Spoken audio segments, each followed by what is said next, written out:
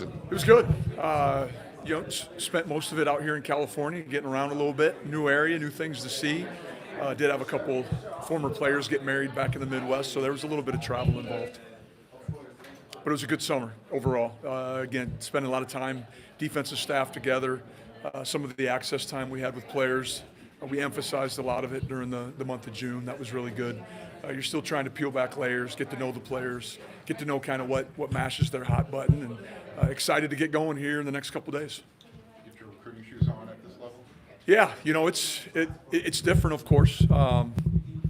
Everyone's going after the same player. Previous stops I've been, you've recruited more, maybe quantity than you do here. You narrow it down quickly. But excited about where we're at right now with the recruiting process. But of course, it's pretty fluid, and so we got to stay on top of it and stay up to speed and continue to create relationships with these young men. What's been the biggest challenge going on? Well, I think just understanding kind of what the landscape is right now. It's ever changing. I think there's always a challenge when you're trying to recruit kids from a national thought process. Kids are 2,000 miles away. There's a lot of space between us and them, and you just don't have the access that maybe a university that might be just a little bit closer. So you got to really get your claws into them. Got to continue to, like I said, make relationships not only with them, with their inner circle, but also mom and dad as well. What have you learned about recruiting the Southern California region? There's a lot of good players out here. We need to make sure that we recruit the state of California, but also I like to call it the state of LA. The 5 counties that make up, the metropolitan area. We need to make sure that we know who the best players are, but we also need to identify who's the right fit for USC and what we're looking to do both offensively and defensively. What is that right? What type of linebacker are you? Well, I think it depends on what specific position you're looking for. I think, if it's a Sam linebacker, probably looking for maybe an oversized safety, maybe a guy that's going to have some growth potential that can move down a little bit closer to the line of scrimmage, but still have some coverage skills, some short area quickness that can lend itself. So you don't have to necessarily sub out when you want to play man coverage. Your Mike linebacker, the first thing I think of is a great leader, someone that's a great communicator. They're the extension of the defense out on the field. And then our will linebacker, to me, is probably one of our more dynamic positions on our defense. It requires someone that has a huge skill set. They got to play in space, play in the box, and play up on the line of scrimmage, play back off the ball. And so it requires someone who has, hopefully at the high school level, they have a little bit of that experience, but also someone who has great football IQ, someone who can transition, because it does take time. That's the one spot that probably demands the most learning, or is I hate to say most difficult, but takes the most seasoning to play at that spot. Yep. Obviously, two kind of natural lengths in terms of where they played, last year. Where do you see as kind of the potential to fit of that combination and how they're going to work together? Well, I've been excited about the fit. I think adding Easton to our roster elevated Mason's football. Certain people are predisposed to being great communicators, and I know last year Mason had a lot on his plate, checks, adjustments, ATFs, whatever you want to call them. Now he has someone else that those can go through in Easton. And so by taking some things off his plate or out of his hands, we've created clarity, allowed him to get his cleats in the ground and play fast, and that's what we need. We need him to play fast because he can make big-time plays. We saw he's made some huge plays for us in spring. We need now that trajectory to continue to climb and give him the tools and the clarity to play fast and free on Saturdays. Matt, this defense's confidence was kind of depleted by the end of last season. When you step in as a new coaching staff, what's kind of the first step in rebuilding that? Well, I think the approach to teaching, diving into the fundamentals, diving into the skills that are required. You want to give your players a foundation, a baseline where they know when they go into game that they are fully prepared. And I know it sounds, real simple, but it is. I mean, give them, all the tools that they need to be successful from a fundamental and technique standpoint. That way, then, when there are those moments of adversity that hit, and they're always going to hit, your players have that they have a knowledge base and a skill set that will allow them to get through those moments. In what ways do you sense that confidence already? Well, I think just the amount of time, that Coach Lynn has allowed us to have for individual fundamental skills work in practice. So you see guys grasping things, you see eyes opening, you see light bulbs coming on a daily basis. The emphasis that we used during the month of June with some of our access time to continue learning, but also hopefully promoting retention, all the things that we put installed in the spring. And then, the month of July was Coach Wiley and his staff getting them ready and making sure that they were prepared for, the season that's coming up. When you evaluate that front seven, how much was it clear that you guys needed to add size, strength before going into the Big Ten? Well, I think that was immediate. The minute all of our feet got in LA, that was an emphasis. We sat down right with Coach Wiley. Even during bowl prep, had some opportunities to visit with him. And what does a defense need to look like going into the 2024 season, going into the Big Ten, going into a very competitive, challenging schedule. And we needed to make sure that we were bigger, but it also needs to be functional at the same time. I mean, bigger is just big. We need to be able to run. We need to be able to play off blocks. We need to be able to execute all those fundamentals and techniques, throughout the defense. With the new staff, the new players, and the timeline that you guys have, what's realistic in terms of this season, and what kind of identity you guys? Well, that's the $1 million question. You could sit here and say, we're going to be better, but what's better mean? Better compared in the Big Ten. You really don't have anything, analytically to compare yourself to. We need to take every game 1-0, or take every week and make an emphasis to go 1-0. I think we need to avoid looking down long term, down the schedule, and game one needs to be our emphasis. When we get to game week, when we get into fall camp, it needs to be just daily improvement.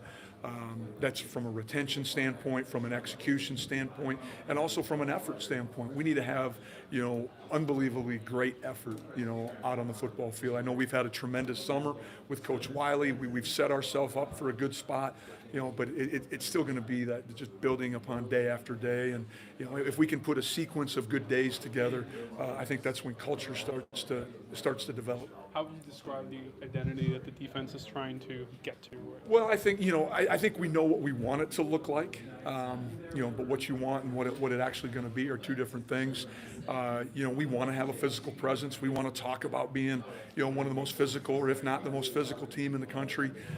We want to be good at the fundamentals of, the game. It's a game of blocking and tackling. Can you get off blocks? Can you tackle? Can you execute blocks and sustain tackles and break tackles, and so, not to oversimplify the game, but sometimes, as coaches, it's easy to do that. We need to be fundamentally better than our opponents, and that's where we're at right now. We got to continue to, every day go out there with that mentality. Dan was talking about just flexibility and being adaptable in scheme. I'm sure every defensive coordinator says that about how they run a defense, but how have you seen it actually apply? Well, that is extremely accurate in what he says. Coach Lynn does an outstanding job of compartmentalizing what we're doing from a teaching standpoint. I believe in this. This is something that I've had previous. If we can teach the game in terms of concepts and rules and principles, then you should be able to have some volume to the defense. If you have to go out there and your players are memorizing what's going on, you're going to struggle a little bit. And so he has really emphasized, I know, and that's kind of my upbringing in the sport was always, learning conceptually how to play defense, learning the rules and principles of coverages, run fits, so that way, again, when adversity hits, your players have the necessary information to get through those moments. Is there a coach in your past that kind of taught you that? Well, I think, just I'm probably fortunate when I was at GA, and then just, as, sometimes, you're the sum of the people that you surround yourself with. I know Bob Nielsen, the coach that I played for, was very much that way. It was all, teach the basics and build off of those and give your kids tools and the confidence to go into every game. Hey, Coach, when you look at the experience of this coaching staff, just one, how fun is it to collaborate all together? And two, being a national champion head coach, have you been able to kind of talk to Coach Riley and be like, hey, let's try this, or not, just the collaboration? let's talk with the defensive staff. It's been great. I will say that when you have a room full of very capable, intelligent, smart, creative minds, the one thing you're always worried about is will there be too much information? Will we over prepare?